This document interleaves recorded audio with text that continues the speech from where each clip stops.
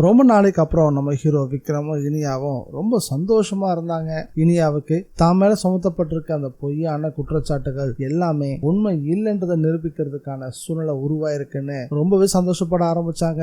ஆனா அதை விட அவனுடைய சந்தோஷத்துக்கு காரணம் விக்ரம் டியூட்டில மறுபடியும் ஜாயின் பண்ண போறதுதான். ஏற்கனவே விக்ரமுக்காக விதவிதமா சமைச்சுக்கிட்டு இருந்தாங்க. அதை உள்ள வந்த விக்ரமும் வாயை விட்டே கேட்டுட்டாரு, எதுக்காக எத்தனை ஐட்டம் செஞ்சுக்கிட்டு இருக்க அப்படின்னு கேட்டாரு. இந்த சந்தோஷத்தை இன்னும் அதிக மாதிரி இந்த ஐட்டம்ஸ் எல்லாத்தையும் வச்சு ஒரு கேம் ஆடலாம் அப்படின்னு விக்ரமுடைய கண்ணை கட்டிட்டு அவங்க சமைச்சு வச்சிருந்த ஒவ்வொரு பொருளா எடுத்து ஊட்டி விடவும் அது என்னது அப்படின்னு விக்ரம் அடையாளம் சொல்லிக்கிட்டு இருந்தாரு. முதல்ல காலிஃபிளவர் பக்கோடா கொடுத்தாங்க, அதை கரெக்டா சொல்லிட்டாரு. இன்னும் விதவிதமா சமைச்சு வச்சிருந்த எல்லாத்தையும் எடுத்து கொடுக்கவும் அதை கரெக்டா சொல்லிக்கிட்டேவும் வந்தாரு. கடைசியா பச்சை பாவக்காய் எடுத்து கொடுக்கவும் அது குல்ஃபி அப்படின்னு சொல்லிட்டாரு. என்னது குல்ஃபியா அப்படின்னு ஆச்சரியப்பட்டு விக்ரம் நான் பாவக்காய் கொடுத்தேன் அப்படின்னு சொல்லவும் விக்ரம் நம்ப தயாரா இல்ல இது குல்ஃபி தான் அப்படின்னு அழுத்தம் திருத்தமா சொல்ல ஆரம்பிச்சாரு. நீங்களே பாருங்கன்னு கண்கட்ட விடவும் அங்க அவங்க கையில பாவக்காய் தான் இருந்துச்சு. ஆமா பாவக்காய் தானா, ஆனா எனக்கு குல்ஃபி மாதிரியே டேஸ்டா நான் ஃபீல் பண்ணேன், அதுக்கு காரணம் நீ அதை கொடுத்ததுதான் அப்படின்னு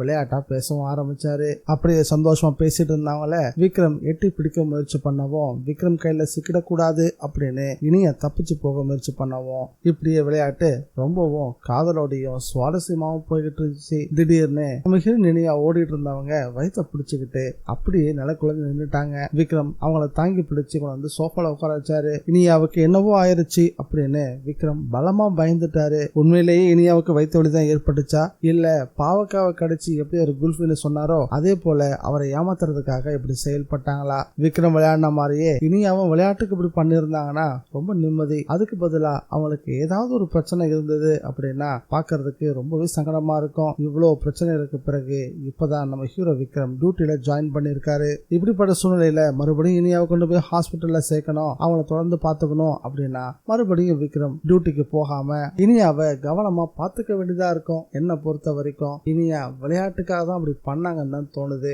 அடுத்த எபிசோடுக்கான ப்ரோமோவை பார்க்கும் போது உங்களுக்கு என்ன தோணுச்சுன்றத மறக்காம கமெண்ட்ல பதிவு பண்ணுங்க. வணக்கம் மக்களே, வெல்கம் டு TNVG ரிவ்யூ. நம்ம சேனலுக்கு நீங்க ஃபர்ஸ்ட் டைம் வந்திருக்கீங்கன்னா சப்ஸ்கிரைப் பட்டனை பிரஸ் பண்ணி நம்ம சேனலுக்கு சப்போர்ட் பண்ணுங்க. அப்படியே இந்த வீடியோக்கு ஒரு லைக்கையும் கொடுத்துருங்க. நம்ம இனியா சீரியல்ல நிறைய மாற்றங்களை கொண்டு வந்திருக்காங்க.